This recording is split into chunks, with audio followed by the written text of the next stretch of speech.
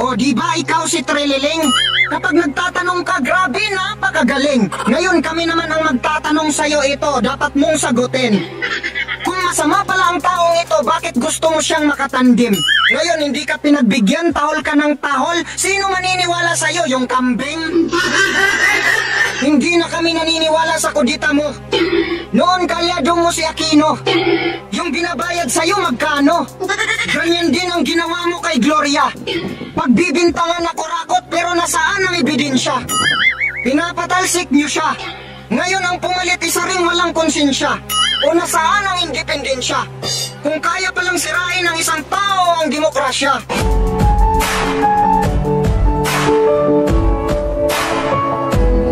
Sa amin, nakapag-harvest na kami, kakatanim lang eh. So sinasabi mo pa na nakaani na kayo kahit kakatanim pa lang? Tinanim nyo ngayon tapos maya-maya inani nyo na, nako katangahan. Kami nga nagtatanim kami, hindi naman kami nakaani kahit umabot na sa 1 taon at ilang buwan. Naka-fentanyl ba to? Nako iwan. Yung sinasabi niya hindi niya alam. Matino ba talaga to? Yan ang ating katanungan. Kasi tingin ko parang nagmana sa mga vlogger niya na puro katangahan. Yung live streamer ni BBM ang kapal ng labi, parang baboy na puno ng katangitan. Tapos sasabihin niya, intindihin na lang si Duterte kasi matanda na, wala na sa katinuan. Hoy, hinayupak na vlogger, mahiya ka naman. Si Duterte nga matalinaga magsalita, humanga pati mga kasundaluhan. Yung Pangulo mong pangag, yung sinasabi niya malayo sa katotohanan. Yung mga sinasabi niya mismo, hindi niya maintindihan. Yung gagawin niya, hindi niya alam. Yung mga nagdodroga ngayon, pinapakita pa sa social media, lantaran. Bumalik na naman yung mga nakawan sa daan. Tapos nirip ang mga kababaihan. Yung nalulong sa droga tapos pinatay ang asawa, sa panahon niya yan. O ano ang ginawa niya, di ba wala siyang pakialam?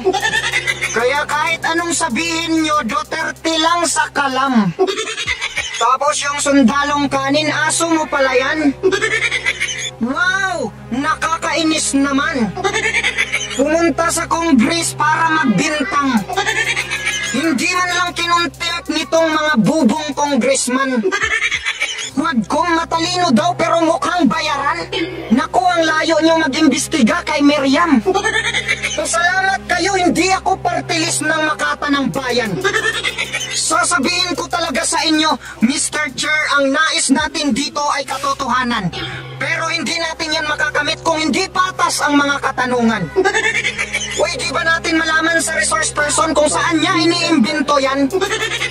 Kasi ako kaya ko rin gumawa niyan. Kung hindi naman yan galing sa bangko, so paano mo yan papatunayan? Bubong quad kung pinapasalita lang ang nagdalo para manira ng pangalan. Kapag naglabas ng peking ebidensya ang resource person, wala man lang katanungan.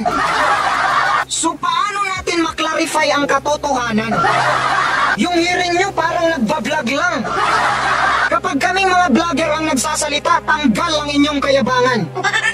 Sinasabi ng resource person, drug lord ang pamilya na yan. Wala man lang nagtanong, pwede mo bang ibigay ang ebidensya para mapatunayan? Hindi ito hearing, ito ay chismisan. Napakabubo ng ating mga congressman. Kung ako lang si Nera Luna, pinagsasampal ko na yan.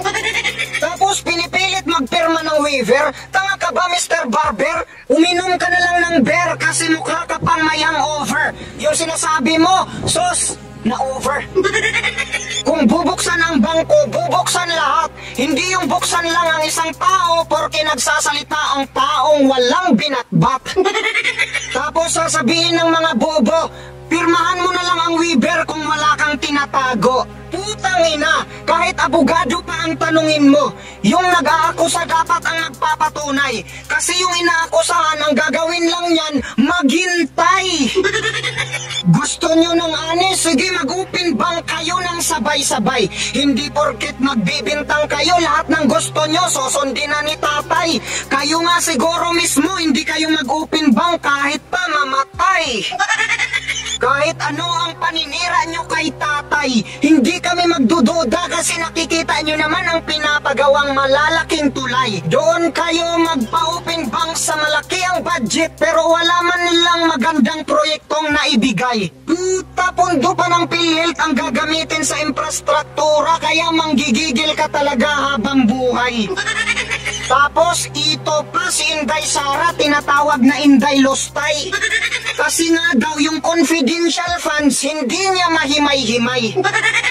Kaya nga tinatawag na confidential funds and intelligence funds kasi sekreto yan. Ginagamit ang pundo na yan para kumuha ng intel para malaman ang kasabwat ng congressman. Kung sino-sino itong mga nagkikidnap ng mga kabataan. Tapos itong mga vlogger gustong i-explain ang confidential funds. Saan ka makakita ng intel na i-reveal? Ang masasabi ko sa mga vlogger dyan, mag-aral kayo ng filosofiya kasi kitang-kita ang... O diba ikaw si Trililing? Kapag nagtatanong ka, grabe, napakagaling. Ngayon kami naman ang magtatanong sa'yo ito, dapat mong sagutin. Kung masama pala ang taong ito, bakit gusto mo siyang makatandim? Ngayon hindi ka pinagbigyan, tahol ka ng tahol. Sino maniniwala sa'yo, yung kambing? Hindi na kami naniniwala sa kudita mo. Noon kalyado mo si Aquino. Yung binabayad sa'yo magkano? Ganyan din ang ginawa mo kay Gloria. Pagbibintangan na kurakot pero nasaan ang ebidensya? Pinapatalsik niyo siya. Ngayon ang pumalit isa ring walang konsensya. O nasaan ang independensya? Kung kaya palang sirain ng isang tao ang demokrasya.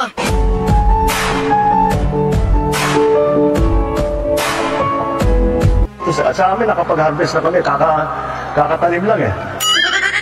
So sinasabi mo ba na nakaani na kayo kahit kakatanim pa lang? Tinanim nyo ngayon tapos maya-maya inani nyo na, nako katangahan. Kami nga nagtatanim kami, hindi naman kami nakaani kahit umabot na sa 1 taon at ilang buwan. Naka-fentanyl ba to? Nako, iwan.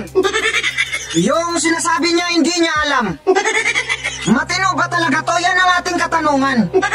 Kasi tingin ko parang nagmana sa mga vlogger niya na puro katangahan. Yung live streamer ni BBM, ang kapal ng labi, parang baboy na puno ng kapangitan. Tapos sasabihin niya, intindihin na lang si Duterte kasi matanda na, wala na sa katinuan. Hoy, hinayupak na vlogger, mahiya ka naman. Si Duterte nga matalinaga magsalita, humanga pati mga kasundaluhan. Yung Pangulo mong bangag, yung sinasabi niya malayo sa katotohanan. Yung mga sinasabi niya mismo, hindi niya maintindihan. Yung gagawin niya, hindi niya alam. Yung mga nagdodroga ngayon, pinapakita pa sa social media, lantaran. Bumalik na naman yung mga nakawan sa daan. Tapos nirip ang mga kababaihan. Yung nalulong sa droga tapos pinatay ang asawa, sa panahon niya yan. O ano ang ginawa niya, di ba wala siyang pakialam? Kaya kahit anong sabihin nyo, Duterte lang sa kalam. Tapos yung sundalong kanin, aso mo pala yan? Wow! Nakakainis naman. Pumunta sa Congress para magbintang. Hindi man lang kinontempt nitong mga bubong congressman. Huwag kong matalino daw pero mukhang bayaran. Naku, ang layo nyo mag-imbestiga kay Miriam. Pasalamat kayo, hindi ako partilis ng Makata ng Bayan. Sasabihin ko talaga sa inyo, Mr. Chair, ang nais natin dito ay katotohanan. Pero hindi natin yan makakamit kung hindi patas ang mga katanungan. Pwede ba natin malaman sa resource person kung saan niya iniimbento yan? Kasi ako kaya ko rin gumawa niyan. Kung hindi naman yan galing sa bangko, so paano mo yan papatunayan? Bubong kung pinapasalita lang ang nagdalo para manira ng pangalan. Kapag naglabas ng peking ebidensya ang resource person, wala man lang katanungan. So paano natin maklarify ang katotohanan? Yung hearing nyo parang nagbablog lang. Kapag kaming mga vlogger ang nagsasalita, tanggal ang inyong kayabangan. Sinasabi ng resource person, drug lord ang pamilya na yan. Wala man lang nagtanong, pwede mo bang ibigay ang ebidensya para mapatunayan? Hindi ito hearing, ito ay chismisan. Napakabubo ng ating mga congressman. Kung ako lang si General Luna, pinagsasampal ko na yan. Tapos pinipilit magpirma ng waiver. Tanga ka ba, Mr. Barber? Uminom ka na lang ng beer kasi mukha ka pang may hangover. Yung sinasabi mo, sos, na over. Kung bubuksan ang bangko, bubuksan lahat. Hindi yung buksan lang ang isang tao porque nagsasalita ang taong walang binatbat. Tapos sasabihin ng mga bobo, pirmahan mo na lang ang waiver kung wala kang tinatago. Putang ina, kahit abogado pa ang tanungin mo, yung nag-aakusa dapat ang nagpapatunay. Kasi yung inaakusahan, ang gagawin lang yan, maghintay. Gusto nyo ng ani? Sige, mag-open bank kayo ng sabay-sabay. Hindi porket magbibintang kayo, lahat ng gusto nyo, susundin na ni tatay. Kayo nga siguro mismo, hindi kayo mag-open bank kahit pa mamatay. Kahit ano ang paninira nyo kay tatay, hindi kami magdududa kasi nakikita nyo naman ang pinapagawang malalaking tulay. Doon kayo magpa-open bank sa malaki ang budget pero wala man lang magandang proyektong naibigay. Puta, pundo pa ng PhilHealth ang gagamitin sa infrastruktura kaya manggigigil ka talaga habang buhay. Tapos ito pa si Inday Sara, tinatawag na Inday Lostay. Kasi nga daw yung confidential funds hindi niya mahimay-himay. Kaya nga tinatawag na confidential funds and intelligence funds kasi sekreto yan. Ginagamit ang pundo na yan para kumuha ng intel para malaman ang kasabwat ng congressman. Kung sino-sino itong mga nagkikidnap ng mga kabataan. Tapos itong mga vlogger gustong i-explain ang confidential funds. Saan ka makakita ng intel na i-reveal? Ang masasabi ko sa mga vlogger dyan, mag-aral kayo ng filosofiya kasi kitang-kita ang inyong kabubuan.